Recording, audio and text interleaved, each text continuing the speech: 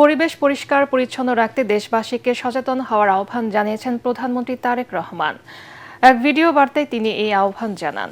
পরিবেশ রক্ষায় সচেতনতা বৃদ্ধি ও পরিচ্ছন্নতা বজায় রাখতে সবাইকে একযোগে কাজ করারও আহ্বান জানান প্রধানমন্ত্রী। তিনি আরও বলেন, দেশ সবার, তাই সম্মিলিত প্রচেষ্টার মাধ্যমে ভবিষ্যৎ প্রজন্মের জন্য পরিচ্ছন্ন, সুন্দর ও উন্নত বাংলাদেশ গড়ে তোলা সম্ভব।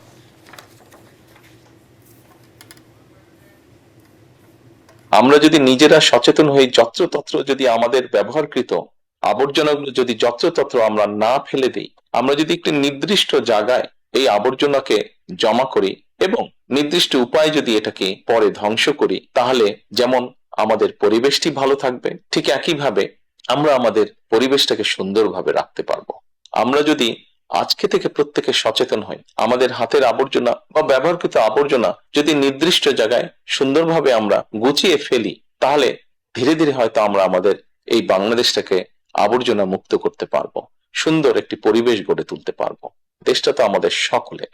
আমরা সকলে মিলে যদি চেষ্টা করি, সকলে মিলে যদি একটু একটু করে করি, তাহলে আমরা বড় কিছু করতে সক্ষম হব।